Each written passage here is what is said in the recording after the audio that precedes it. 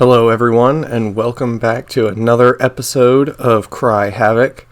For lucky number episode 7, we have Skyler Q. Andrews, one of my favorite Augusta comedians of all time.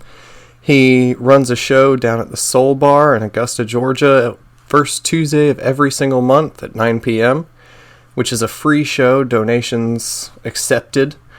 And then he also runs a podcast called the Judgment Night Radio Hour. And let me tell you, I just started listening to this last week, and it's pretty phenomenal. It's like if BioShock Infinite had an AM radio station that told horror stories. It's phenomenal, and you'll see exactly why he is probably the perfect person to have on anybody's podcast with these buttery smooth tones of his voice that I can barely even imitate in this moment right now.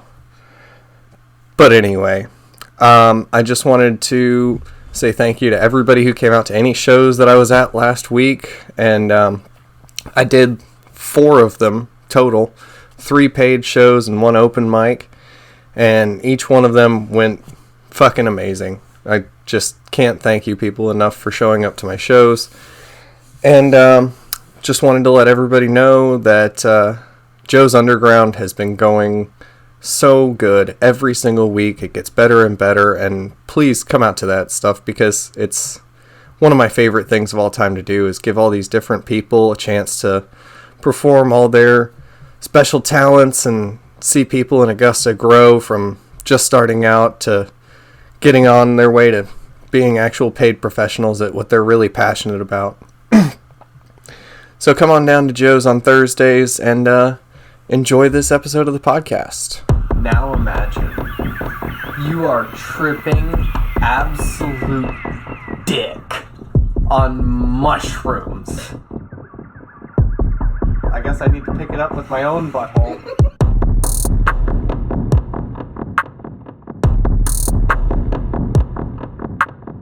It feels like a magic trick because some people it's happened.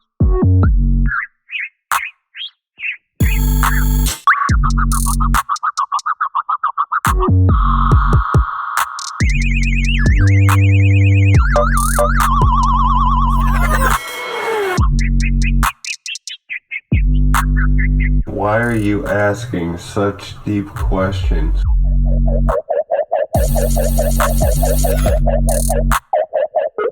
So, you are actually the first stand-up comedian that I have had on this podcast. Oh, right on. This is episode 7 now. Okay.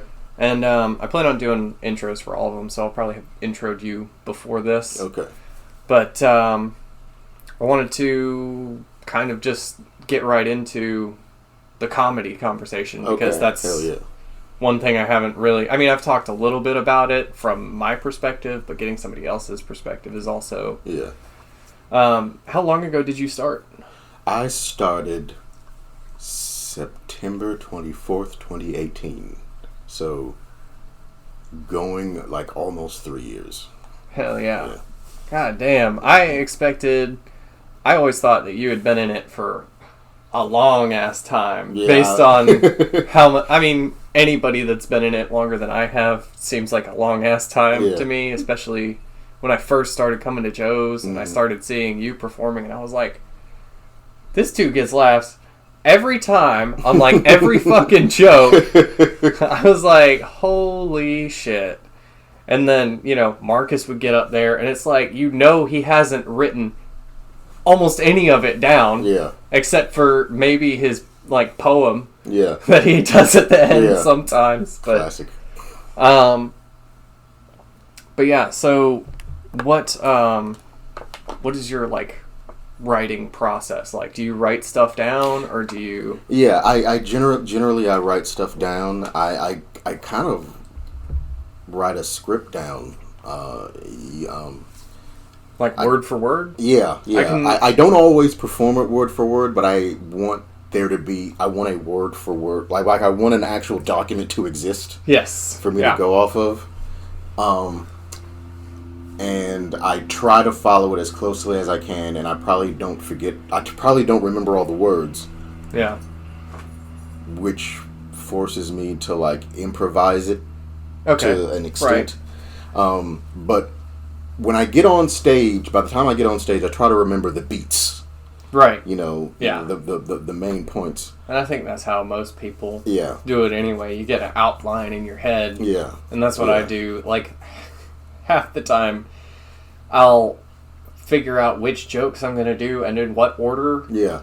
No more than 2 hours before the show. Yeah. And I'm like, okay, what am I doing tonight? What am I doing tonight? Like, I'll be thinking about it all week. Yeah. And be like, okay, well, I did this one last week, and I did this one and this one, so I need to do something different, but I want it to kind of, sometimes I want it to have, like, a theme and, like, follow a flow from joke to joke is always good.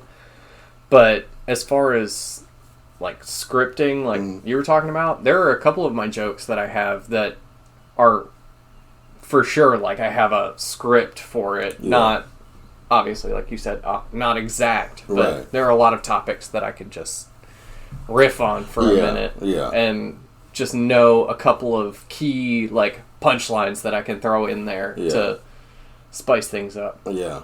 I try to have, I like a theme. I love, and I don't always pull this off, but I try to at shows. I like making it seem like I don't have a segue. Like, I'm just kind of like, like it's stream of consciousness, or even, not even, like the whole thing's one subject. Like, I'm talking about one thing. Yeah, like you're just monologuing. Right. I'm just... And I try to, and I'm trying to get better at riffing. Like, I'm not, my expertise isn't in, improv. Right. And I want to get better at that. I want to get better at crowd work.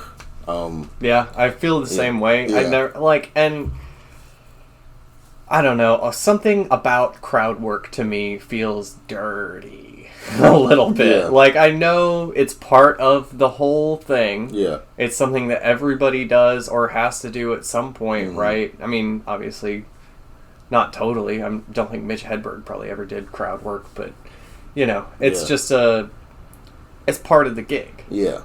And I feel so cheesy sometimes. Like, what do you do for a living? It makes it, to me, seem like I ran out of ideas. That's what it sounds like to me when I'm doing it. I just like that. One, I want to be better at dealing with hecklers. Yeah. And two, it's like an opportunity to enhance the jokes that I've scripted and enhance my presence on stage. Yeah. Just to get better at thinking on my feet. I might start experimenting with what Rhonda does a lot, where she just says like throw me something. Yeah. I might do that like at Joe's or something. Yeah. Right. I would rather do it at Joe's than at Highlander. Yeah, no shit. At Highland, like one day I want to, like when I feel confident, I want to go to Highlander and just fucking own. Yeah. You know, like it's a rough one. Yeah. I stopped going because it was just making me depressed. Yeah. Like I'm already depressed very often. Yeah. And then going to Highlander and just bombing and everybody hating you the entire rest of the night. And even when you get back on stage the next week, they're still the same motherfuckers and they still hate your ass. Yeah. It's so needlessly, like, there's no, man, it's like, this is what gets me about, one of the things that get me about comedy and people's relationship to stand-up comedy. Yeah.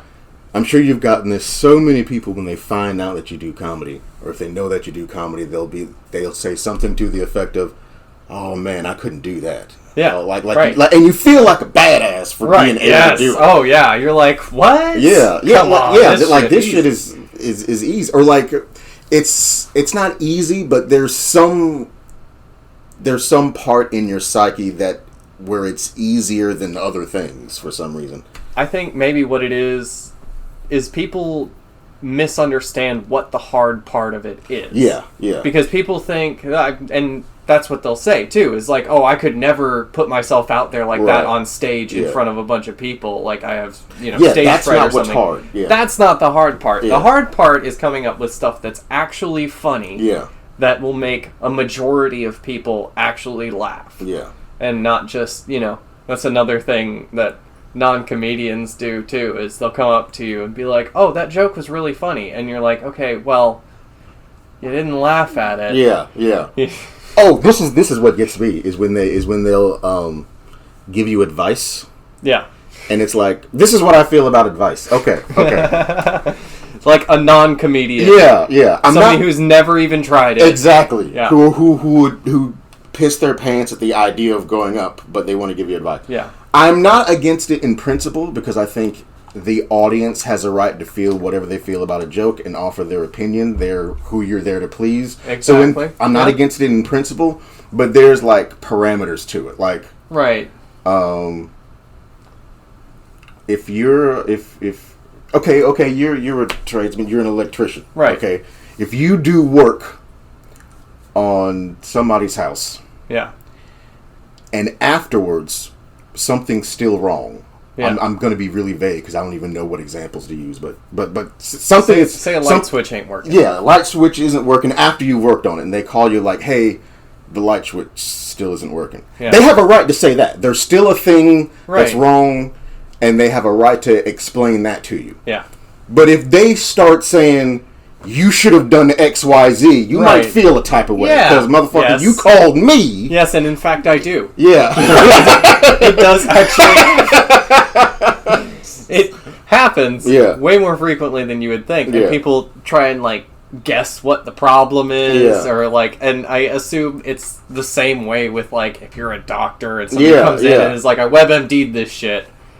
But you walk in and reset the GFI and they're like, oh, Right. well, I feel like an idiot. Yeah. You're you thought and that's what it is. They always are like, oh, you probably fucked something up, or something must be miswired or something, and you're like, click, done. Right, and it's please tell me if something's off, but it's my job to figure out what that is. Yeah. Let me figure out what that is. Yeah. Which kind of displays as much as people, everybody loves to laugh. Yeah. And when they do laugh, they like comedy. I know there's people that say, I don't like stand-up comedy, but but if you laugh, you're enjoying yourself. Right. But, so by all means, tell me if something bothers you or whatever. But, there's this fundamental disrespect of the art form. Yeah. I don't go to your job and tell you how to flip burgers. Yeah, exactly, exactly. People don't want to do it. They're scared of it, but they don't get it. It's almost like they don't get that it is an art form, that it's a craft.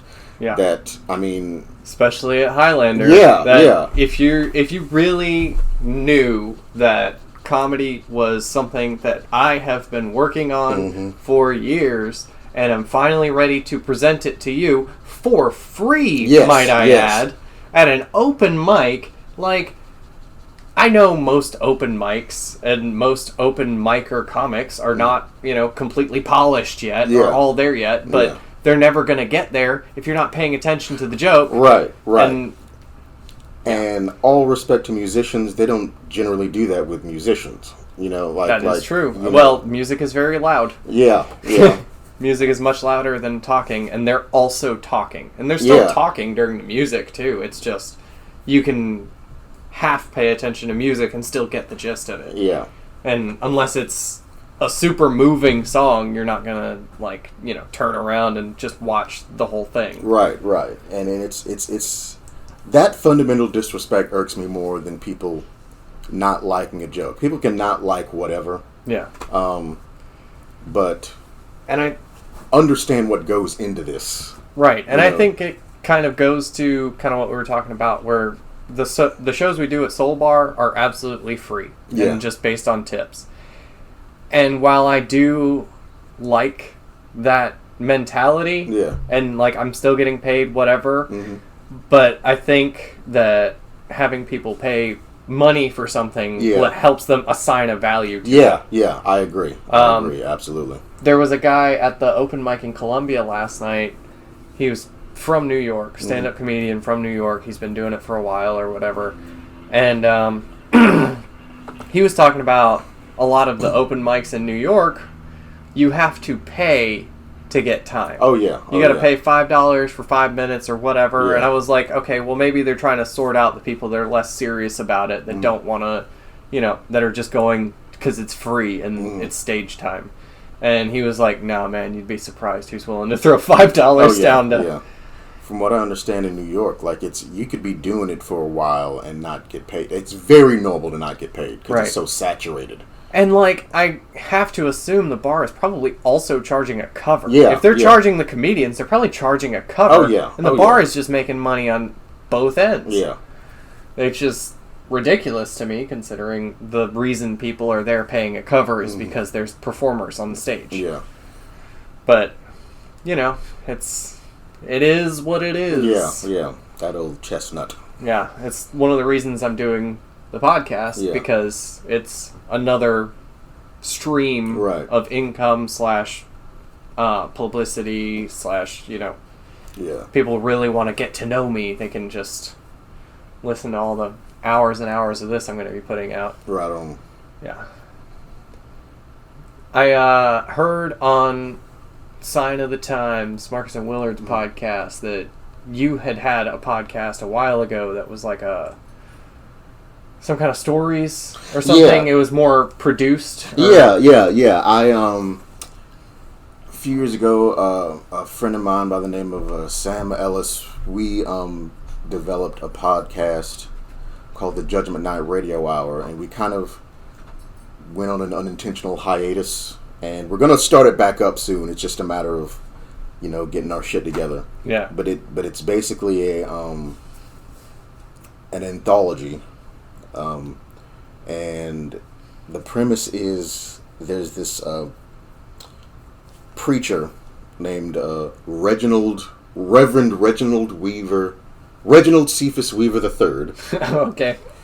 The pastor of the New Jerusalem Missionary Church of God. Oh my God. Yeah. Who has like this pirate AM like gospel show where he gives sermons, quote unquote, and the sermons are the stories in each episode. Oh, okay. Yeah. So it's all like under the umbrella of it is a radio show. Yeah. That's really like cool. He's like our Rod Serling kind of character. I like that. But the stories are kind of like, I'm not sure what genre to put it in, but it's kind of like neo-noir / Southern Gothic / psychological horror. That's really type. cool. Yeah, I want to listen to that now. There was one podcast that I listened to a while back. It was called The Mind's Eye. It was a short series or whatever, and it was basically this lady who was a police officer, and she was voice recording all these like voice memos or whatever, and that was the mechanism for the podcast or whatever. Super interesting and crazy. It was definitely a psychological thriller. Yeah. I won't spoil any of it, but goddamn, I do enjoy podcasts that are like that for sure. Like the interview podcasts, I probably listen to the most just because it's always something new. It's always like cutting edge of whatever the most recent thing is. Yeah. Like if there's a scientist on a podcast talking about something, that's probably the first you're going to hear about that scientific discovery that they're talking about. Yeah. But yeah, so that's pretty cool. I like probably gonna all blow up together, all of us at the same time. Yeah. You start doing your podcast, I'm doing mine. We got Marcus and Willard. We're gonna be in this game together. That's the ideal. One thing I appreciated about like when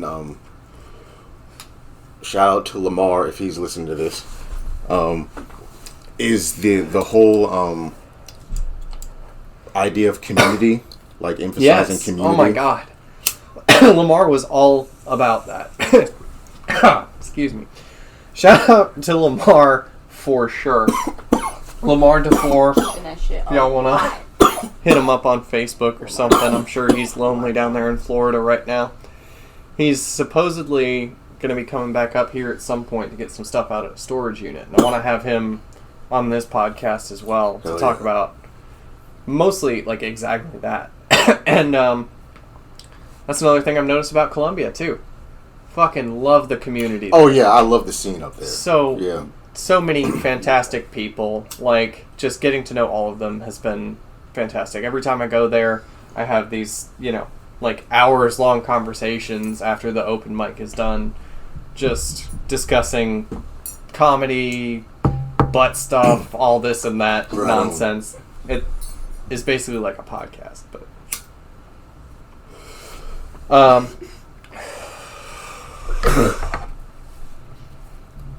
trying to think if I have any more questions about comedy, really. I mean... What's that? How'd you start? Like, what made you want to start? What made you want to start doing comedy?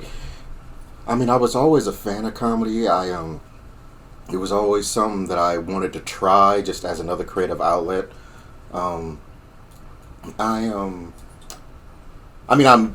First thing I am is a writer. Yeah. And mainly like fiction and plays and things like that. So did you write all of the stuff for that podcast you were talking about? Mm-hmm. Oh, awesome. Yeah. Hell yeah. But anyway, go on. You've always been a writer.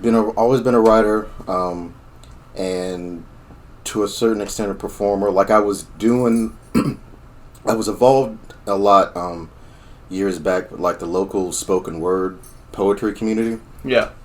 I did a lot of that stuff, so insofar as I can be said to give the impression that I've been doing this for longer, I attribute some of that to that experience. Oh, for sure.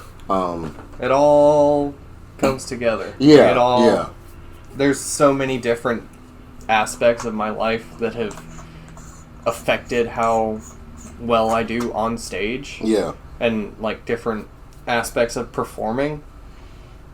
All the way down to, have you ever heard of Beat Saber? Uh-uh. So, it's a virtual reality game. Mm-hmm. You put the headset on, you got your two controllers, each one of them is a lightsaber. And then you select whatever song you want to play. It's kind of like Guitar Hero in a way. Yeah. But it's just these square blocks with a directional arrow on them. Yeah. And they're just flying at your face, and you have to slice them with the lightsabers to the music. So you're, like, doing it all rhythmically and shit. And it took me so fucking long to get good at that game to the point where I was, like, felt confident in myself in it. But one of the things that I noticed, and it was whatever Soul Bar show Marcus was also in, because he was talking about, I was actually talking to him after the show about it, and he was talking about how my stage presence, like my ability to, like, scan the crowd and be like on this part of the stage and this part of the stage and giving everybody different, like equal/different amounts of attention or whatever while I'm up there and not hyper focusing on the one person that's not laughing at me. Mm. I really attribute to being good at Beat Saber, because you have to be moving around, you have to pay attention to all things at all times, you gotta be aware of your surroundings. Like, I definitely felt those same, like, neurons activating while I'm up there. It was right on. Crazy. That's dope. I was never terribly good at video games, and I attribute my horrible sense of direction to that. Well, VR is cool because it's not pushing buttons. Yeah. Especially Beat Saber. There's no buttons in the entire game except you pull the trigger to select the song. But the controllers just fit perfectly into your hands. Yeah. And then all of a sudden you're holding two lightsabers.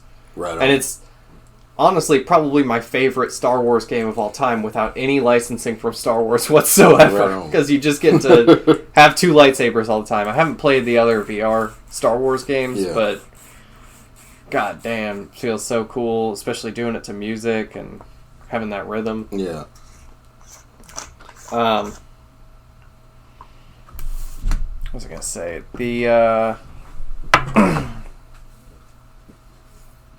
Now I'm losing it. I don't know. Can I ask you questions? Yes. Oh. Yeah. Oh, this is totally open-ended. I have no format whatsoever. I usually I'm only just now starting to get better at actually asking questions. I'm digging the flow of this. Yes. Oh yeah. What? Okay, I'm trying to break down what I want to say because the basis is basically how do you develop your material? But I have an idea of where you get a lot of your material. It's porn. Yeah. You just brought up my favorite topic. No,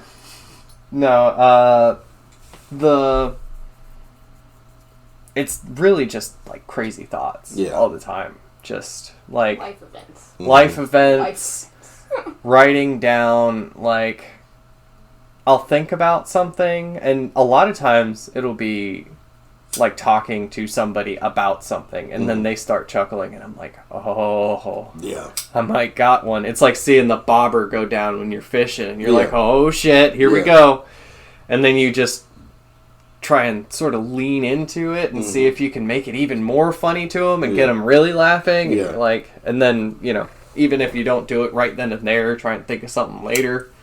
So that's my biggest downfall is you were talking about the improvisational part of it where you're okay, can I come up with something on the spot that's actually funny? And most of the time it's on a 10-hour delay. Yeah. It's oh shit, I just thought of the perfect comeback for that guy last night. Yeah.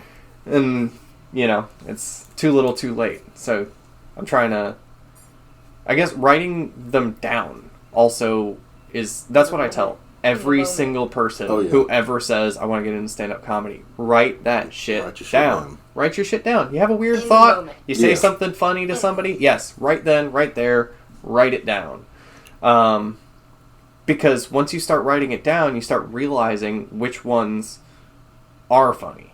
And you start realizing, okay, well, I could do that anytime and start coming up with more stuff. Yeah. One of the things I was thinking about while you were talking about getting better at handling hecklers, my only plan I've ever had for that is to start writing down insults and just have so many in the bank that no matter who says something, I've got a specific thing for that category of person. But so far, I'm not very good at insults. I either go way too soft or way too hard on it, and I'm I don't... Can you go too hard on a heckler though? I'm of the school where they should be able to take what they're dishing out. Yeah. I mean, but it depends on what they're dishing out because if they're just telling you that oh boo you suck or whatever, and you're your kid just died of cancer probably. That's why you're so mad at me and saying nasty shit to me on stage. God damn. Why don't you go to a therapist instead of drinking at a bar? I don't know. I'm just... This is in the... That was all on the spot. I always... I'm good. Yeah. I always... I never got to do this, but one I have in my back pocket, and it'll probably... Too much stuff has to happen. Yeah. Have to be the case for this to work. But I imagine... the perfect comeback is ready if it happens. If someone talks some shit... And I say back, I don't even have an actual joke, but I say something about their mom. Something about having fucked their mom. Yeah. And the guy says, my mother's dead. Right. And I would say, that's why she was so dry last night. Oh my god. Holy shit. Oh my god.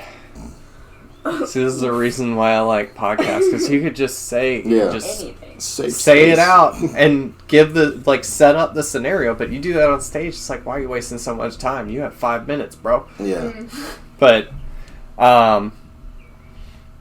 there's a fucking phenomenal, and it's literally a joke about what we're talking about right now, about having to come up with shit on the spot, and it's a Bo Burnham bit that he did in Make Happy, his second most recent special. And he is on stage, and he's like, okay, well, I don't have a lot of improvisational stuff in my act, so I wanted to try and do something on the spot tonight. And he asks this dude, okay, what's your name, sir? And he says, Rob. And Bo's like, okay, all right, I'm going to try and come up with a song about Rob. We're going to try and come up with something on the spot really quick. And then it starts like playing this backbeat and this music for him. And the voice over the speaker is... Bo had sex with, and then Bo comes in with Rob's, and then Mom is said by the speakers again. So it's literally just the only word missing is this guy's name, and the rest of it is Bo had sex with Rob's mom. I fucked her for an hour, and then when I was done, oh shit, god damn it, I can't remember the last part. Now it's gonna bug me. Because fucking is her game, and Rob is her son. I think it was. Fucking is her game is the part I'm not sure about, but it definitely ends with, and Rob is her son. And then he's like, did we plan that? Did we plan that? No, we did not plan that. I respect the fuck out of that dude. Yeah.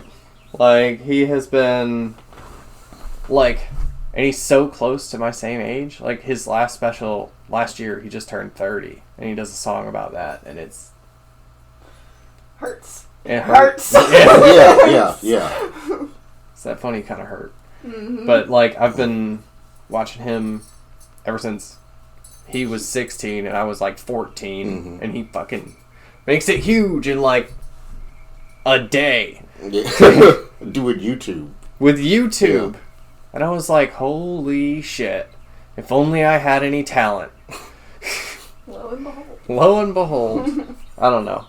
I still feel like, while doing comedy, like, I don't have the most confidence in myself. Like, I do, because I've proven it to myself a few times, but a lot of the times I still just feel like it's just a freak thing that's gonna end at any point in time. I'm just gonna be like out of material, and like I constantly, every time I don't have a new joke for like a week and a half or 2 weeks, I'm like, what is going on? Am I out of, can I just not think about anything else? Or like, I'll try and look at other stuff that's around me, or like try to pay more attention to shit that's going on at work to try and like mine for material, but it's always the worst way to try and find material. Yeah. It is unnatural. Yeah, You're it's seeking it. almost always just serendipity. Like, what I would, this is, and I'm not saying this is a panacea for it, but this is how I approach that as a writer. That's helped me. And that's just... Have you ever heard... Okay, in writing, you ever heard of what's called a vomit draft? Mm. oh yeah, where you just write. Yeah.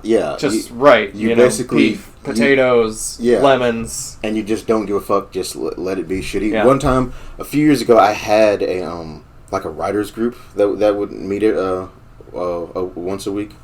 And as an exercise, I told everybody to, like, you know, write a piece for like 5 minutes based on an idea you discussed or something like that.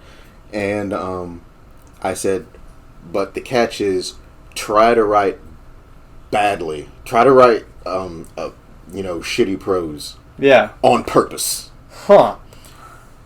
And I participated in it too. And what that basically does is that, like, it kind of, it makes this weird short circuit in your brain. Yeah. Where it's like, okay, I have to make it shitty, but my instinct is to not make it shitty. Yeah. And the tension between these two things basically tricks you into not giving a fuck and just writing. Yeah. And then it might end up... Yeah. actually good. Yeah. Monkeys on a typewriter, bro. So it's like with applying that, like, to jokes, just kind of like sit and write something, like write one of those forced thoughts or observation or whatever you can, and just let it be shitty, but just keep writing. Yeah. It's basically it kickstarts your brain. Found socks. I just developed a fucked up backstory for that whole interaction. Oh my god. My jaw drop and PVC sock. Such an Please impressive elaborate. Yeah, so for the listeners out there, Brittany just found one of her socks that she's been missing for a very long time and showed it to me and jaw dropped and was like, oh shit, I found it. And then what's the real backstory, Skyler? I mean, it's nothing spectacular. Okay. It was like, I just thought like, oh, like, is this designated jizz sock missing? Oh my god! I found it! First of all, her. See, sometimes on the spot works. But, sometimes you gotta trust what you're coming up with. Yeah. I think a lot of that is we don't trust it. And when you just kind of say, fuck it, yeah. It takes trusting it out of the equation, and you just end up coming up with some shit because everything's getting a chance to express itself. Trusting it, and then on top of that, like,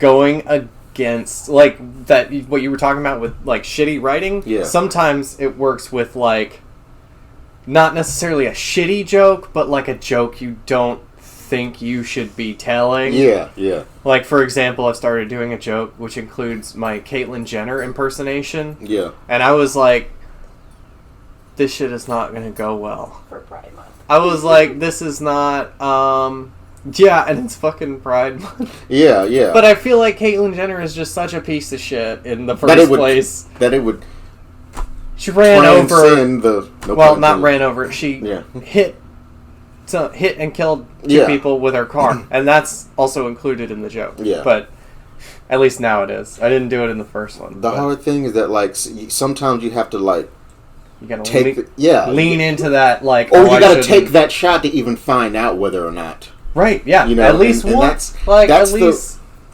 a part of the craft that I want people to understand, but I understand them not understanding. You know, it's like, I am trying to be funny.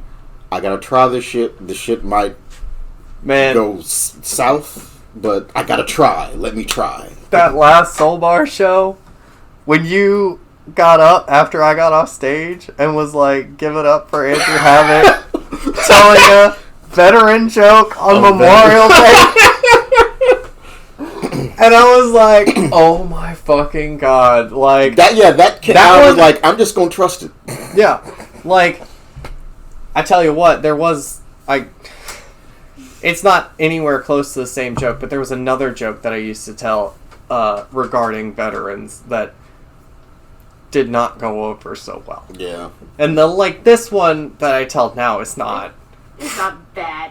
It's not, like, making fun of him or anything. Yeah. It's just implying that you probably fucked a ladyboy if you were in Vietnam. Yeah. Which... I've had a couple of people openly admit to me that are, like, you know, older people that have been in Vietnam that I worked with or whatever, and they were like, yeah, a hole's a hole. Yeah. And, like... Man, that shit is fascinating. Like, if you don't pull their pants down and they just give you a blowjob, it's fine. Like the rationalization. The protection of the masculinity. Yeah, yeah. The hardcore guarding of it. Yeah. It's just... a little ridiculous. But, like, at that point, why does it matter that they have boobs? Because, like, if a mouth is a mouth, then a dude's mouth is also a mouth. Well, the titties are extra. I mean, who doesn't... Everybody likes that. That is absolutely true. And, I mean, I feel like it is less gay than being with a dude. Yeah. It's there you go. About half as gay, I guess. I don't know. It's straight enough to rationalize. Like, there's just enough percentage of straight for you to extrapolate the rest. Like, wait, I can work with this. I can work with this. I can make $1 out of a dime here. Oh my god. I love that, like, most of the episodes of this, we've gotten into some of the grossest shit. The last one I did with Corey, it was... we just, like...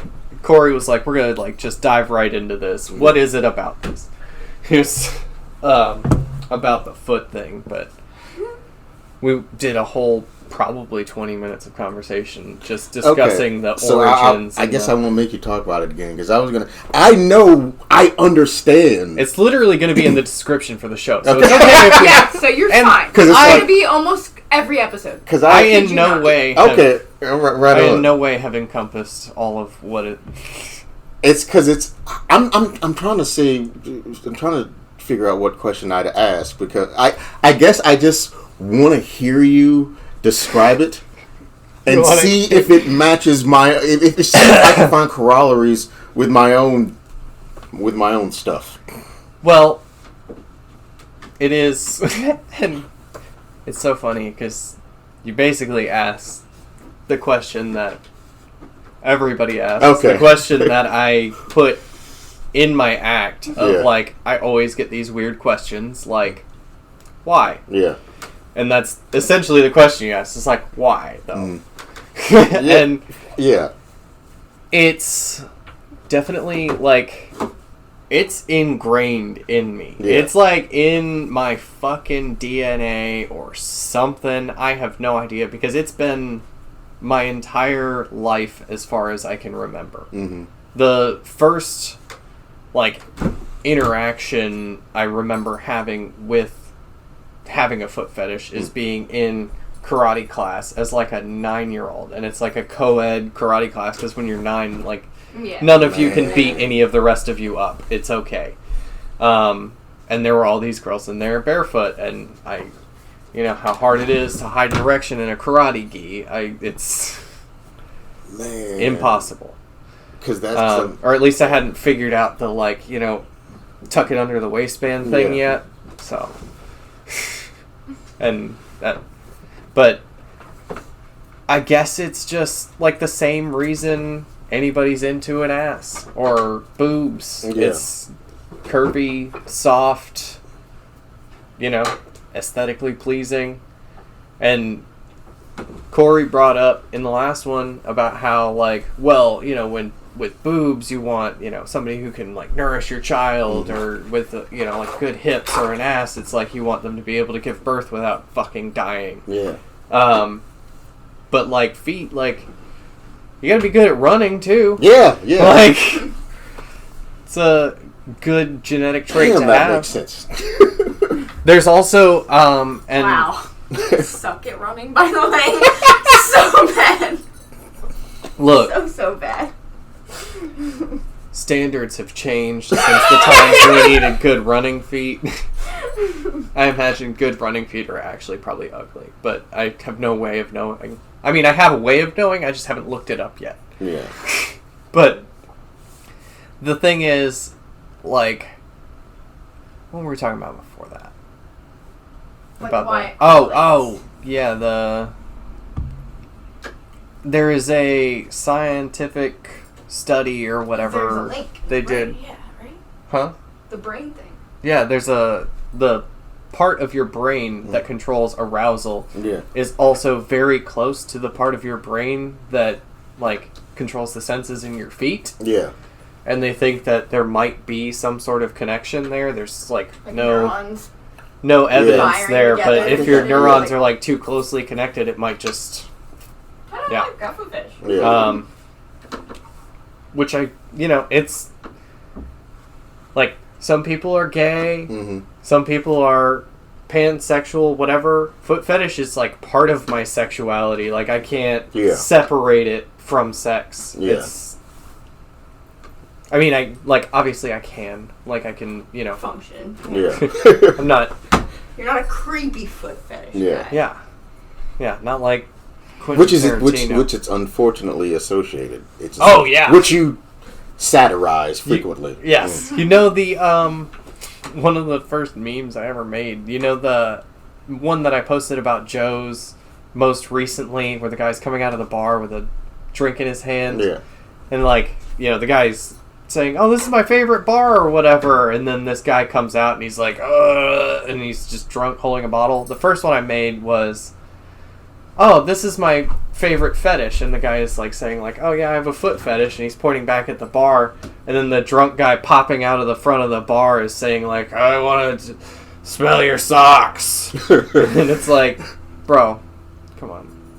Like, I've had 3 separate women tell me, after I had told them I had a foot fetish, they told me that somebody else who they knew had a foot fetish, they were sleeping and woke up to this person, like, sniffing their feet at the bottom of their bed or whatever, or, like, they'd fallen asleep on the couch or something, and one of them, like, passed out at a party, and it was, like, 3 separate cases, and I don't think that any of these people knew the same dudes, so just a weird community to be a part of. Yeah. And that's one of the reasons why I do satirize it and make fun of it all the time, because it's stupid and creepy, and stop giving us aficionados a bad name. Right on. I can claim, ass man privilege. Hell yeah. I don't. I'm right there with you. It's interesting because I'm not a foot fetishist. I'm not particularly attracted to feet, but I appreciate feet. Like, exactly. I'm never like, ew, don't keep me away from feet. Like, so yeah, like if I'm scrolling through Pornhub or whatever, and I see a thumbnail that emphasizes like feet, I'm not gonna click on it, but because of that, But if there's something else going on, I'm like, well, okay, and I'm like, you know what? It's not. They're showing more feet than ass right here. It's like, but I'm not gonna leave. I'm not gonna. I don't think. I think I'm. I think I'll stay. Yeah. This is all right. I think foot fetish is like the wedge in the door or whatever. For different weird shit. Yeah. And I feel like it gets like, if you look specifically for feet stuff, you're gonna get a lot of stuff that also includes other things. Other more deplorable things. I'm not going to talk about all my shit. It's a gateway fetish, is what I'm trying to say. It's a gateway fetish. Yeah. It's and maybe it's not. Maybe I'm just a freak. I mean, which I am. But Well, like, I mean, one's got to be the gateway. Yeah, like, that's if true. you're just a natural freak, there's probably the door that led you there. Yeah. The one, like, this is weird, but it's normal-ish enough for me to feel okay with embracing it first, and then you embrace that, and then it's like, oh, there's another world. That was your ambassador. Yeah. Most of mine all sort of boil down to the same theme, though, too, which is me being submissive and being dominated by somebody, like, shoving their feet in your face is right on. Pretty dominant behavior. Yeah. Although I'm sure there are ways to do it the other way around, where you're like, you've been a bad girl, now I'm going to lick your toes. Like, yeah, that's totally a thing. How I know that is not important, but that's totally a thing. So what porn do you watch? Pastor Skyler. I'm not going to tell everything. Yeah. Top 3. What? Not before I do bits on them first. Yeah. Well, that's how I want people to do. That's how the announcement. But the obvious. So nobody knows if it's real. Right. Yeah. So I mean, the obvious one, fat asses. Yeah. Oh yeah. But I'm not a not tit man. Yeah, I mean, duh. Yeah. There's obviously it's all of them, but there are rankings. Yeah. So let's do this then. Okay. Body parts. I guess like your top 10, or just ranking all of the important ones. I guess all of them are important. Top 3 turn-ons. Top 3, like, yeah. Okay, well, I mean, this is I think ranking the entire thing would not take that long. You could just go, like, I'm surprised how much trouble I'm having. I mean, like ass is deciding at the top, which one. Yeah, but on a given day, dude, just given circumstances, right under ass might be thighs. Okay, right. Okay, Because they are. Yeah, exactly. Okay, but one day, for some reason, it might be armpits. It might be calves. Yeah. It might be bellies. Oh my god, I didn't. Okay, let's do. I didn't realize anyway. Top three non-standard. So ass, Okay, tits, all right, and yeah, pussy okay. are all the standards. Right. That's everybody. Those are the reproductive organs. Okay. Look, we don't know about Skyler's sex life. He could like other parts of males too. Well, yeah, okay, excluding genitals then. Okay. But the obvious ones, other than the obvious ones, we'll see top three. That way it's not, you don't have to consider too many at the same time. Thighs, belly, and... I'm kind of counting hips as the standard. So I was going to say hips, but like thighs, belly, and like, you know that part like kind of where the back meets the ass? Yeah. Like that dip? The tramp stamp location? Yes. Yeah. That is glorious. Yes. That the back, like the back upper before the ass region. Yeah. That's awesome. Whatever that's called. I would say The iliac Of crest. the non-standard, What's the bone? my top three would be, obviously, feet is number one. Mm-hmm. Next up, it's probably a tie between 2 and 3, which I would say is armpits and mouth. Okay. Because, it's not a visual attraction to the armpits, but that scent sometimes. Nigga. Okay. The pheromones be hitting. Because I was thinking visual. Well, and tactile a little bit, but like... right. But if we're primarily tactile... If we're primarily tactile rather than primarily visual... Non-standards. Because the butthole's a standard, right? That's a standard. I think that's a standard. Yeah. I think so. I think that counts. I think that's covered under ass. That's probably the standard. When I say ass, I mean the whole ass. Okay. Non-standard.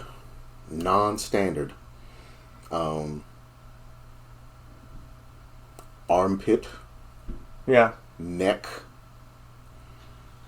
And this is... I hope... Okay. The breath with alcohol on it. Ooh. Which is not to say that I like my bitches drunk or anything like that. Yeah, it just... you have an something- alcoholic dad. Something... You motherfucker.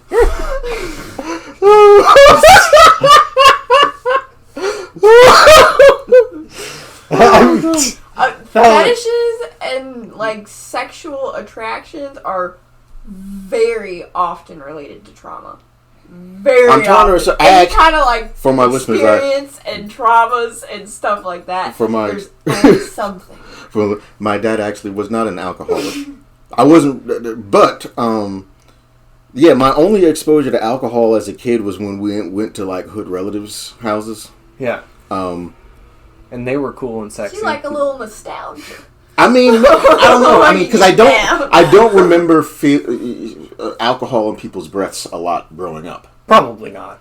And if you did, you probably didn't know what it was. And yeah. It's just one of those things. Like a lot of people picked up smoking cigarettes because a relative of theirs smoked, and it gives you that little nostalgia shot of fucking serotonin or whatever the fuck it is, whatever neurochemical is causing you to have nostalgic feelings is addictive as hell, man. Yeah. And that is literally the only thing I taste when I eat McDonald's is that little nostalgia hit. Yeah. It's even though it's the shittiest food on the planet and it's now more expensive than way better food, fucking McDouble is $2.50.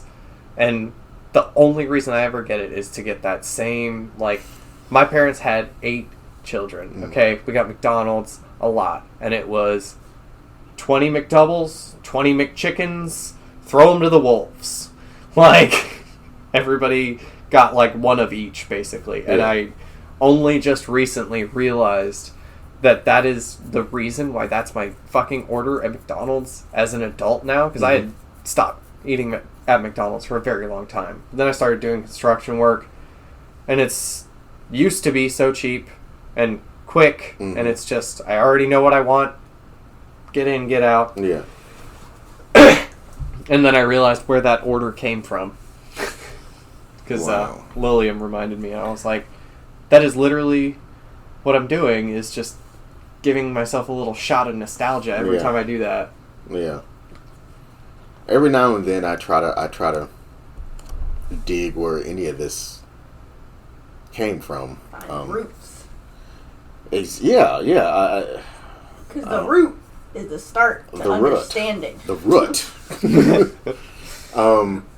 I at the moment I don't associate anything I'm into with traumas. Probably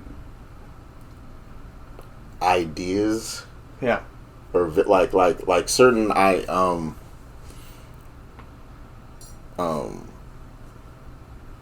I've tried to figure out the alcohol thing. Yeah. And I think because there's like a flicker of associations that are just I don't even and I don't even consciously have them. It's not even like I'm thinking about these things if I smell alcohol. You're talking about the alcohol breath? Yeah. Yeah. Or taste if I'm kissing. Like right. Yeah, not talking about like using alcohol. Right. Just talking about like the smell bringing that feeling. You just don't know. I think I probably like in that moment, if I'm in an intimate moment, it's I think it's like reminding, like I'm connecting it with like transgression, like sinfulness, like tasting alcohol when you're not supposed to, or whatever, you know. And that's making all sorts of other connections, and so it's like adding this extra level, the naughty factor. It's so it's like it's you've been drinking, like we've been partying or being wild, like I'm just making all, even if it's just like we had a couple of beers a second ago. Like, if I smell it, it's like, it's like we just been partying and we're drunk and horny and da-da-da-da-da. Yeah. So. Yeah. There's definitely an appeal to that. Yeah. And, like, a lot of the stuff that I'm into is like, oh, yeah, this is nasty. And like, that's what does it. It's like, oh, yeah, this is really... But, like, never actually that nasty. Like... I don't know. I don't think so. But I do on the I don't know. Anyway, like, somebody spitting in my mouth. Like, is that really nastier than kissing? No. Yeah, want to get swap and spit anyways. Yeah. But the reason like, it's hot is because, this is... Yeah, it's... Or maybe it's, like, kind of degrading. I don't know. Yeah. All that's there. Like, it's degrading... It's repulsive. Right. Like, one thing I noticed when I started embracing everything I'm into that I won't say on air. Yeah. But was like how gradual, like, I know how you came up. So a lot of this is probably repressed than a motherfucker. Yeah. Like a lot of it was like repressed. Was probably hard to deal with at first. Yeah. And I grew up similarly, and it's like, so there's like a lot of repression, and with that, probably a lot of judgmentalness. Like there was like once upon a time, you probably would have said, "Man, that's fucked up. That's gross." You know, like a lot. Oh yeah. There's, Yeah, I would be disgusted with myself now. But once you start embracing yourself, embracing all the things you're into and realizing all the things you're into, you're much less judgmental, even to things that are probably still gross to you. Yeah. You're suddenly not. You're you hear somebody do that, and even if it's fucked up to you, like personally, you're like, right on, man, or person, or whatever, you know, who has ever told you know, you're like, you're because because you appreciate the journey, right, and you appreciate what it means to be into some things that people might feel a type of way about, or even you might feel a type of way about, and then learning to embrace that and how good that feels. I just had a very conflicting thought. What's that? So, I was thinking about how, you know, while you're saying all this, yes, there's stuff that I used to think was super gross and I would never do, that now I'm like, okay, yeah, that's kind of cool. But there's always been a hard line for me at stuff that is actually, like, gross and dangerous. Like poop or vomit or other species, like fucking animals and stuff. And then I got to that point and I thought, wait a minute. But I would totally fuck an alien. It's not that I have a problem fucking something of another species then, at that point. Yeah. So what is, like... They either have to be at or above a line. Like evolution status. I guess. Like would you... I guess. Would you, like... But, would, like, so... Like a dolphin. Like a monkey. Okay. Dolphin. Okay, yeah. no, okay, like... Would you... Okay, you remember Flowers for Algernon? You ever read that story? Okay, okay. I'm just going to use the Planet of the Apes. Okay. Caesar. Okay, if somebody did whatever they did to Caesar to a dog, dog develops intelligence and shit, and perhaps the dog's body is modified to look vaguely humanoid, or at least... Have you watched Rick and Morty? Okay. They did this episode. Okay. Yeah. So, but would you fuck a higher evolved dog that was evolved at or above you? Like, what if it was like fucking alien species? I wouldn't say dogs. It depends. He hates dogs. Okay. But depends on how cute their cats. feet are. Okay. I feel you. You like cat girls? Yes, if we somehow were able to develop genetically perfect cat girls, just like the animes, you get it in. I don't know, man. Like, I got you. I got you. But like, let's go to like a real example. Fucking dolphins. Almost certainly smarter than humans. Yeah. More, I don't know the definition of consciousness. Yeah. But these motherfuckers know some shit. Yeah. They communicate with each other in a language we can't understand. And not only that, but over miles. They're talking to another dolphin on, like, you know, hundreds of miles away from them using a specific pitch of whatever that girl's laugh is on Ridiculousness. Yeah. I don't know if you ever watched that, but she is a terrible dolphin laugh. But anyway, they communicate with each other on such a high level and can, you know, are just as corrupt as we are. They gang rape each other and, like, they fuck around with pufferfish so that they can get high. They get a psychedelic poison effect from a certain type of pufferfish poison. Dolphins so they'll ain't shit. bat it around like a fucking beach ball and get high as shit. It's fucking crazy. And, like, if there was consent from the dolphin, and if for some reason you were attracted to that dolphin, like, I know it's a weird hypothetical. Yeah. It's a weird headspace to try and get into. Yeah. But I'm always trying to figure out where is the line of consciousness. And this is one of those questions that really cuts to the quick. I mean, yeah, it depends on how you define consciousness. Because, I mean, I think... It's not just humans, right? Yeah. I mean, I think fucking bugs are conscious. Exactly. You know, like, see, that's... My line's gonna, if it ever shows itself, will be very far down. Yeah. Very small. It will be like particles are not conscious. Because, like, you have a microbiome inside of yourself of hundreds of thousands of millions of little tiny, basically bugs Mm-hmm. that make up your insides. Yeah. And they help you run all your digestive system. And not only that, but they've recently found out that you also have neurons, like neural tissue, Mm-hmm. in your stomach. Meaning Yeah. that, like, that gut feeling is a real thing. yeah.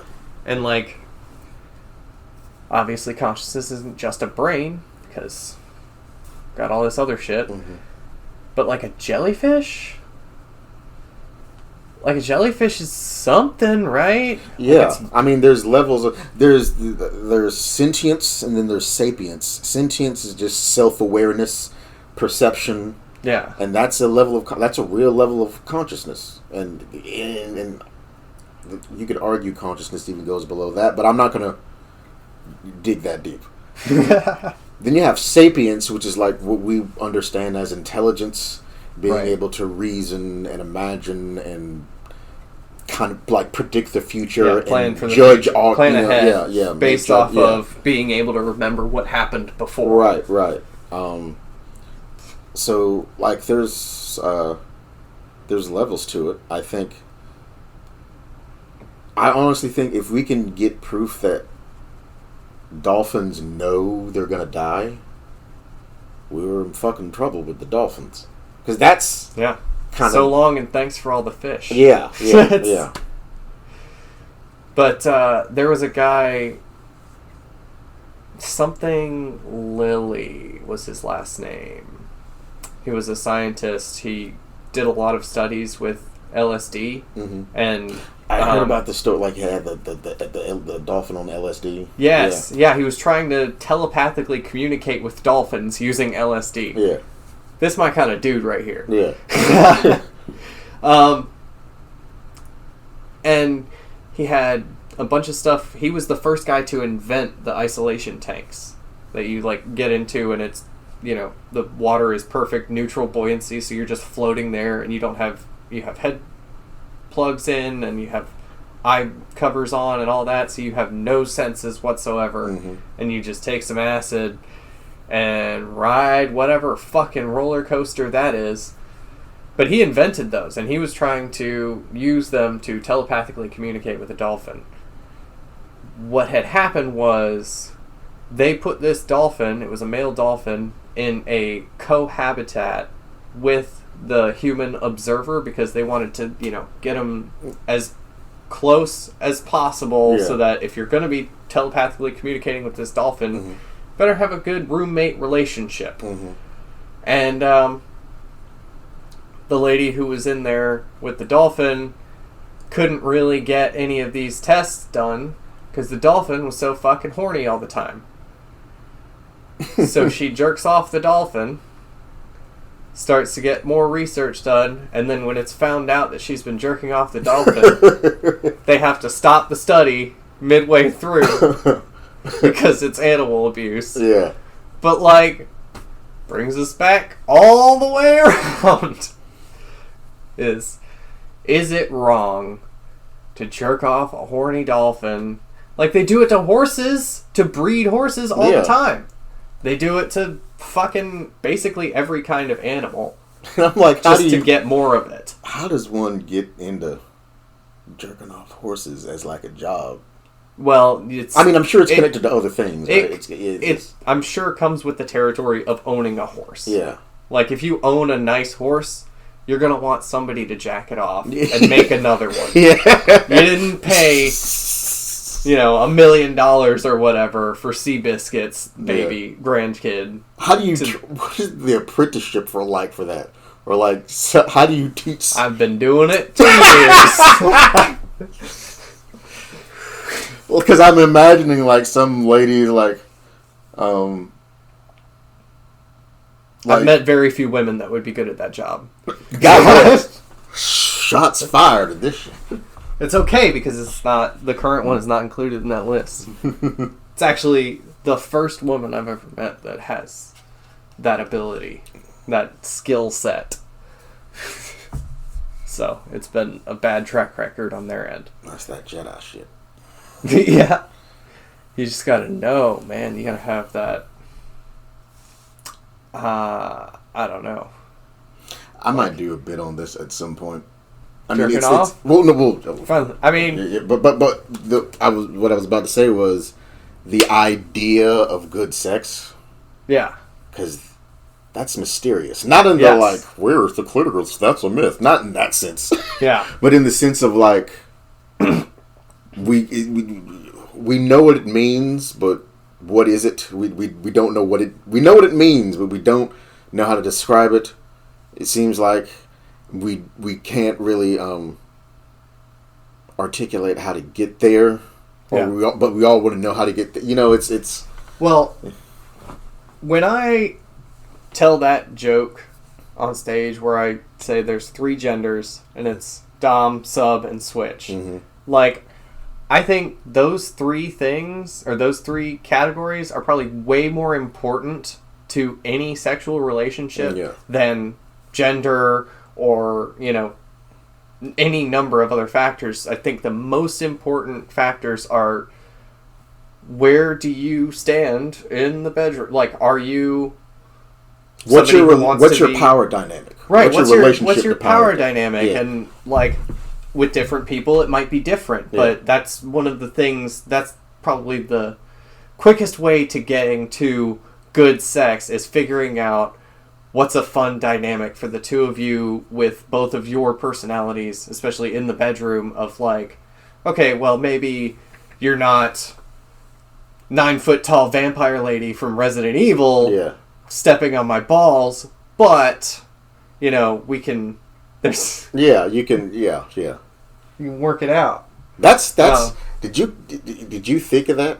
Like, is that some I've always thought that. Well, not always. No. But it's that came to me through a lot of sexual experience. Yeah. I got you. Cause that's a brilliant way of putting it. I've had group encounters. I've done the swapping thing. There's like a bunch of different categories that I've tried, and it's the one through line in basically all of it is like, what is that power dynamic? Yeah. Because it's what guides the flow of the entire event. Yeah. Is who's doing what to who. Yeah. And what's our job here? Yeah. What's our job here? Yeah. And man, that shit is dope. That's getting all kinds of. Because I'm thinking of, and these are the things that, like, this is why I need time to expound on these ideas, because I didn't think that was insightful, really. I thought that was you just unlocked the key to some shit in my head. Like, I'm connecting it with all sorts of other dude. That's some you should, because I was asking, like, is that your thinking now, or did you read that somewhere? I'm like, this is you. I mean, you should. Well, I have listened to several like podcasts and stuff that are like BDSM themed podcasts, where they get like into the nitty gritty of like actual power dynamics and stuff, but they're always talking about it in the context of BDSM. Yeah. And I'm like, okay, but this is all sex though. Yeah. Like, every time you have sex, there is a dom and there is a sub. Yeah. And yes, it might flop around in the middle, and like even during the same time of having sex, you might switch from one to the other, and that's to each their own. But until you know which one you are, you're not gonna know what's the most fun for you. And that's what sex is supposed to be about. It's supposed to be fun. This is lighting some shit. We're in the era of birth control. Sex is supposed to be fun now. Yeah. We got enough people, bro. We got enough people. China's making more and more every day, and at some point it's going to be too many for them to control all of them. That's what I think is going to happen. I thought, like, okay, this isn't a bit now. Maybe it is. Yeah. Maybe this is the development of a bit. Yeah. But if it turns out to not be that funny, it's not a bit. If you ever need it, it's recorded. Yeah. White folks always bitch about overpopulation. Yeah. But the most overpopulated, the parts that lead to those big numbers are Africa and Asia. Yeah. A lot of the Middle East, too. A lot of, like... Yeah. I'm pretty sure it's part... If not just the same thing as the Catholics where birth control is illegal, but I think the Muslim religion has something to do with... You have to have a bunch of kids, or you're supposed to have a bunch of kids or something. So, like, the average number of children born into a Muslim family is like 6.5 or something. And a regular white Christian family in the United States is like 1.8. Yeah. They're not even making up for what they're... who they are. Right. And it's like so I'm not actually asking. This is the So are you saying start killing off Africans and Asians? Yeah. Or tell them to stop fucking, or sterilize them? What do you want to do? Of course not, because that would be racist. I mean, perhaps what you're suggesting is the way y'all are talking is. Y'all should be killed off, and y'all should stop fucking. And then the rest, and then Africa and Asia can replace y'all. Like maybe that's. See, that's what I'm saying. That's what my prediction is. Is like we're it's like we're already on track to like our populations are diminishing and the other ones are getting bigger or whatever, and then China is going to eventually have too many people and they're not going to be able to control everybody. There's no way. Like, even if you do expand your government, now you have more people in your government. And the more people you have, the more opportunity there is to fuck up. And at a certain point, it's going to be too big. And then it's going to break and probably spill out all over the world of everybody who hated living there is going to go somewhere else. And, or, it's just going to be too many people for that country to handle, and they're going to start coming over here. But I don't think that regular white people, just like white bread, they're not putting it in like that. It's have you seen Idiocracy? Yeah. And the well-to-do, like, made full use of their privilege white people are the ones that don't have a baby. And I'm like, okay. All right. If rich people don't want to have kids, do it. That means your money is going somewhere else when you die. I don't actually feel like this, but it's just like, what if it's like a self-induced karma? Like the white guilt is so pervasive now, where it's like, you know what? Let's just go extinct. We're sorry, guys. We'll just stop having kids. We'll die eventually. It's fine. We're not gonna kill ourselves. We don't love you that much, or do anything at all to make up for what we did, but we'll die eventually. We'll just fade out. We'll fade out eventually. Some of us will fade it like the ones that want to have kids, just have them fuck black dudes and and then, and the rest of us will just fade out. But then people like fucking Prince Harry hangs around for 350 years. Like, that motherfucker. Oh, God. Did not want to let go of that money. He knew that as soon as he died, he wasn't going to have money anymore. I think that's one of the main reasons that rich people hang on for so long. Like, they just grip on because they know there's not any money on the other side. That was something that this side invented. And the old saying, can't take it with you when you die. Unless you're Egyptian. The Egyptians. What did Paul Mooney say? The Egyptians get an A for effort. They tried to take that shit with them. Oh, rest in peace, Paul Mooney. That motherfucker is hilarious. Oh my God, was hilarious. That's Paul Mooney is probably. I feel weird about talking about influences because it took me a while to realize my influences. And I don't necessarily. I mean, I try to learn from every comic that I encounter, right, including ones that aren't my cup of tea.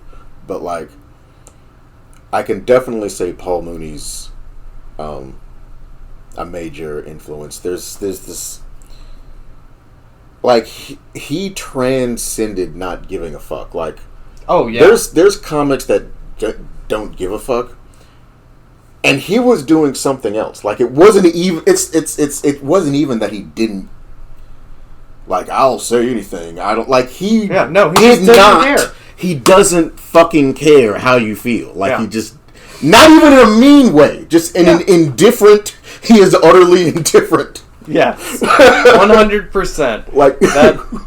So I got a good piece of advice a long time ago, like 2 years, but it was from the lawyer who was helping me with my divorce. Yeah. And I was signing and filling out the last papers, and he said, I want you to listen to me. There's something somebody told me once, that the opposite of love is not hate. It's indifference. Yeah. Mm-hmm. It's, oh, I don't care. Because hate and love, back to the fucking neurons in your head, Yeah. activate the same pathways Yeah. Yeah. in your brain. It's very similar. Mm-hmm. And then indifference is obviously just neutrality. Yeah. It's beneath you. It's not worth caring. It's not worth investing feelings in. Yeah. Yeah, that was Paul Mooney. Like, that was Yeah. he would, like, when people, like, this is where I want to get to, like, as far as not necessarily doing this, but this is the balls I want to get. I want to get these balls. Yeah. Like, he would be talking, he would be doing a set, and, like, people, usually offended white people, would get up and walk out, and he would talk shit about them, not even at them. Yeah. He would talk about them as they're walking out and point to. Yeah. Right. Yeah. I'll tell you what, Skyler. Those balls, they've been inside you the whole time.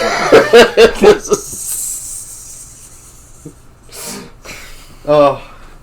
Yeah. And like, I do feel that same way, although that was one of the things that made me stick with stand-up comedy, is the fact that when I get up there and I grab that fucking microphone, mm-hmm. and I'm up there and I'm the one talking, and it's probably, now that I think about it, something as well to do with the fact that I'm one of 8 children, mm-hmm. is that, like, getting the attention of everybody was not an easy task. Yeah. And then when you get up there and you've got the microphone and the spotlight and the speakers going, and it just sends my confidence to a whole other level. Like, it's 100% me up there, but the fact that I'm up there gives me a lot of extra, like, fuck it. Yeah, yeah. I like how you said, like, it's 100% you, but there's that extra, like, with me, I like to, a lot of people have noted the difference between my stage persona and how I am just talking one-on-one. Yeah. And for me, I mean, it is a persona. Right. It is a performance. Yeah. I mean, that's literally what it is. Yeah. But I do feel like more myself on stage almost than anywhere else. That's where you can really, I feel like I can. It's kind of an truest stuff. Yeah, because it's still you. You wrote all of it. You came up with it. You just boiled it down, refined it, made it shine, and then present it to people, and they're like, "Holy shit, I love this guy," and you're like, "That's me." Yes, that's that's me. It's like you know how like it's like showing yourself off. Yes, yeah. Oh my God, that's an awesome way to put it. And when I get off stage, I want to let that speak for me. Yeah. You know. Yeah. I speak for myself on stage. Exactly. So you ain't got to bother me no more. I've said my piece. I've showed you who I am. Because I have a lot of, I deal with a lot of anxiety, and to a lesser extent depression, but a lot of anxiety. But my persona is not anxious. No. My persona has gotten his shit together, and he has figured shit out. Like I said, boiled down, fine to who you really are. Exactly. Because, even if you could say it was who you want to be, that's still you. Yeah, yes. That's your intention of, this is me at my best self. Right. And the fact that you're not there yet off stage is not... Right, because it doesn't the vision make it is that it's real. Like, you can get there. Right. And... I mean, I wouldn't even say fake it till you make it, because you're not really faking it, but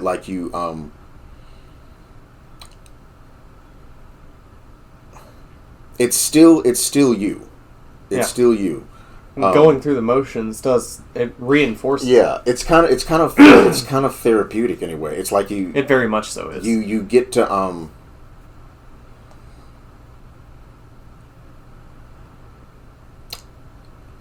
I'm not going to make an analysis of the other art forms. I mean, I'll probably say something different about writing, but doing stand-up, it's what I don't see any other art form, as far as I can tell, where you get to enact where you're trying to be as a person, or emotionally, or like you can actually live it. Well, you can behave that way. Like, this is what it's like to be. This is what it's going to be like to be in the world like this. I think you might be wrong on that. Okay. I'm like, Go because I feel like most artistic expression, which is also what we're doing up there, is expressing ourselves, and that's what literally, I really wish I was good at music, because I love, if I wanted to be my truest self and I could really play lead guitar and sing for a fucking band, I would be my truest self up on that stage too. I guarantee you that. Yeah. It's just that I'm funny and I'm not good at guitar. You're right. You're right. It would feel. I assume it would feel the same way. That's fucking you. Me out there. That's you. You know what? You're right. Because I wrote, especially if you're writing your own songs and shit. And I associate. I have the associations I have are with language. That's why. Yeah. Oh yeah. But language is such a good language makes it easy to say that about comedy as a art. Yeah. Because you are actually you're communicating in a language that everybody who's listening to you speaks. Yeah. Who you are as a person. Whereas if in a song, it's a little more abstract. Right. It's lyrics. Yeah. It has to fit into the meter of the song and whatnot. You're largely feeling it more than anything else. And I'm trying to see where painting might land on that scale of at the end of the day, actual representation of who I am inside. At the end of the day, I mean, I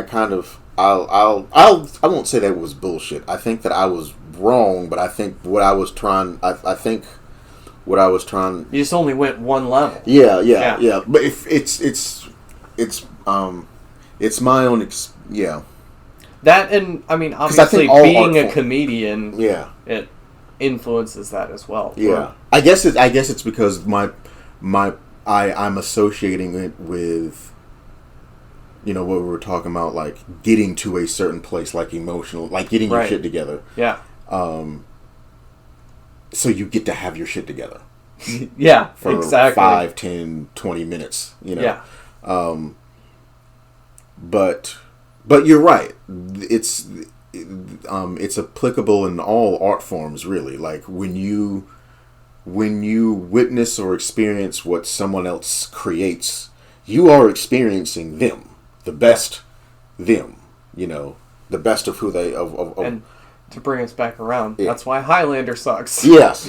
Because it's you putting yourself out there in exactly this way that we're talking about, and then people going, boo, it's shit. Yeah. Because they didn't even listen to it. Right. They think you're terrible at it because they didn't hear the first part of your joke. Yeah. And they just heard you say pussy at the end. And they're like, I've heard it before. Mm-hmm. Have you? Did you listen to the joke? Yeah. Yeah.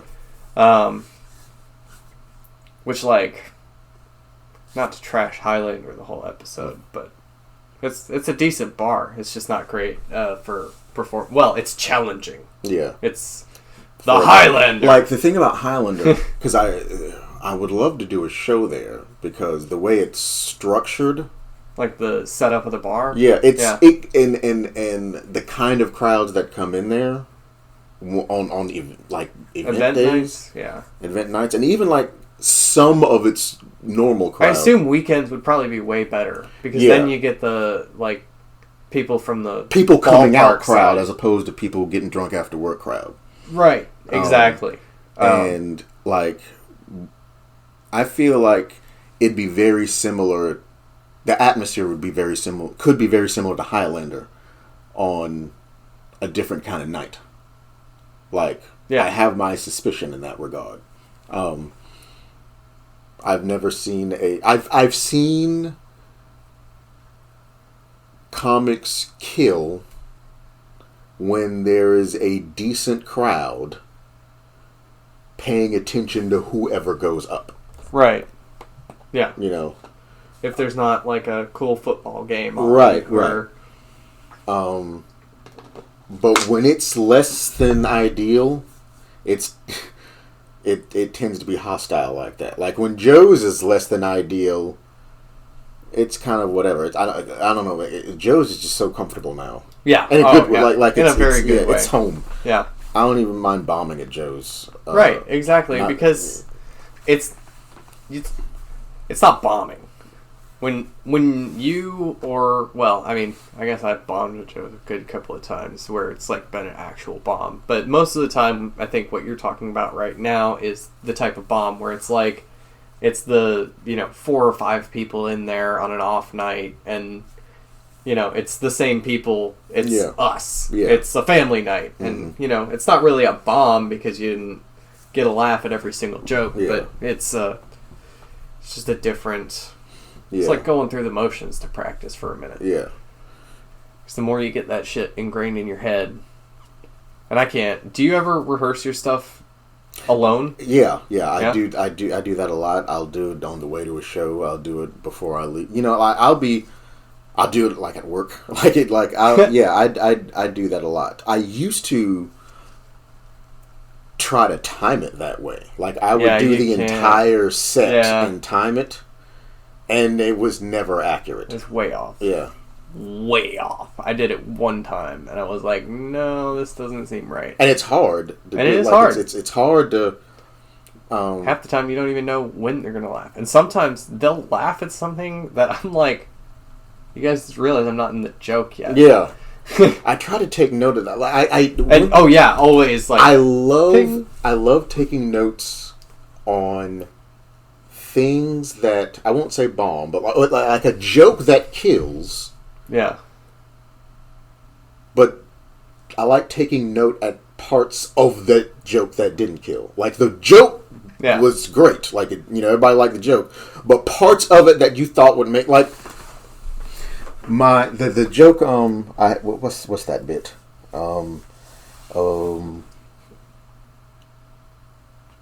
Head and chicken fingers. Okay, yeah. Where I say, since black men are known for liking chicken, like black men are known for liking chicken, but surely the fellatio would still win out. Right. And like you say, Brother Skyler, still the fellatio would still win out, and you are correct.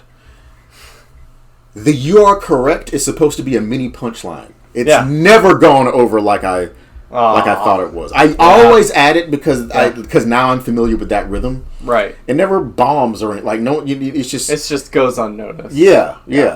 I have some like hardcore like these are supposed to be actual punchlines and either like sometimes it'll work if I give it a couple of seconds. If I give it some time to breathe and give some people time to process it for a minute. But sometimes it's just like, I guess, just too quick, and people didn't get it, and they missed it, and I was like, timing is it's intimidating how important timing is. Right.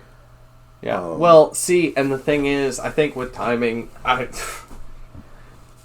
just have to feel it. There's sometimes that, like, recently, like, with those specific jokes, like, there are specific jokes I'll bookmark as, like, wait a little longer, bro. Because sometimes you wait 2 more seconds, and all of a sudden everybody's laughing. Yeah. And you get another 5 seconds of laughter to start with the next thing. Yeah. But instead, I'll cut it off at 2 seconds and start doing the next thing, and people are trying to pay attention to what I'm saying now and don't bother thinking out the rest of the joke that I just told them.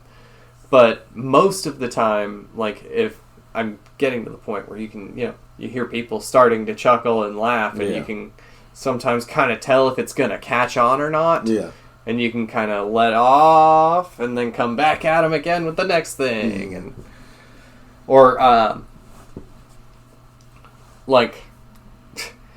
And it's not even, doesn't even count as, like, improv or coming up with anything on the spot, but the crowd seems to eat up whenever you just comment on how poorly a joke did or how well a joke did. Yeah. Like, there's one time, I got one of those crazy laughs out of nowhere, and I just said into the microphone, guys, that wasn't even the joke.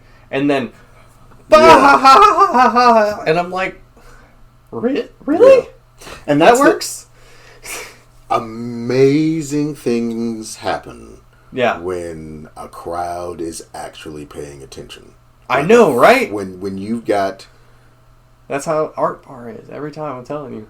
Oh, man. That's why Fox's Lair is They have so a great. whole room dedicated to the stage. And it's all the tables are directly in front of the stage. That's like the only thing that you can see in the whole room. The bar is in a separate room of the bar.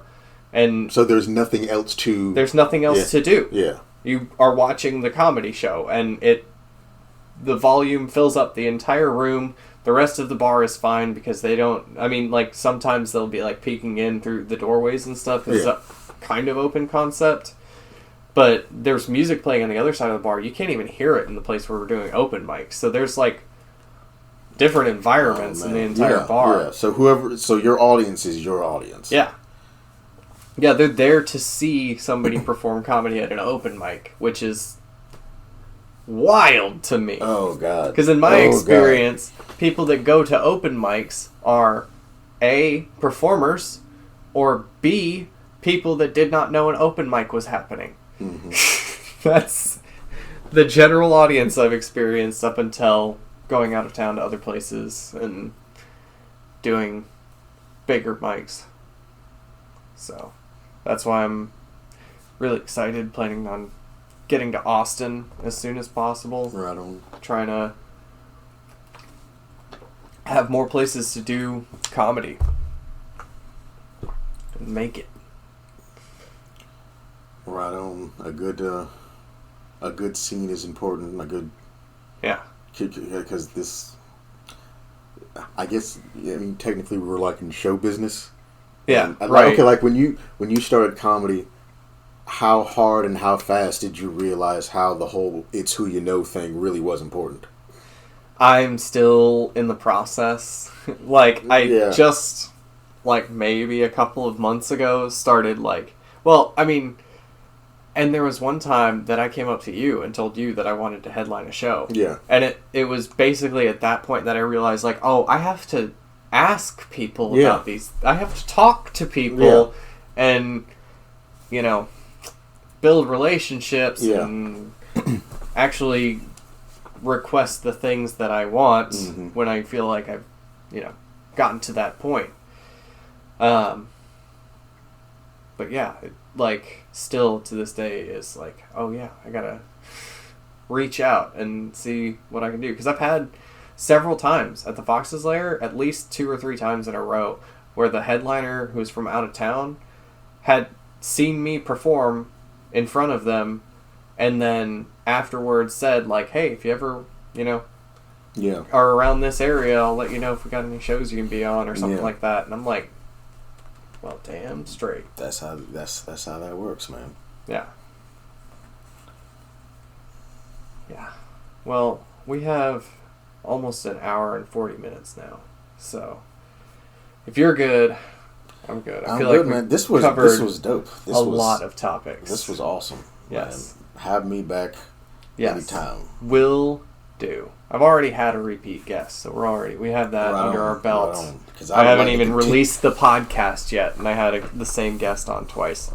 But I feel like these conversations, man, that's what it's all about. That's why I'm doing this, because I like actually talking to people.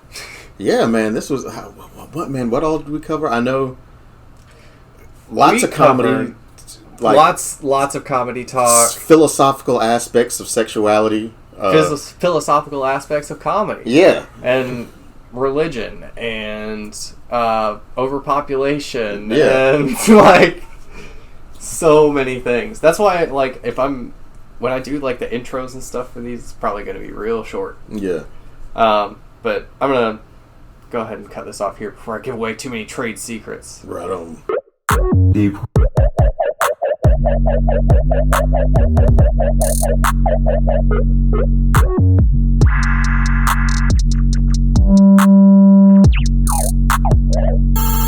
Kill your owner.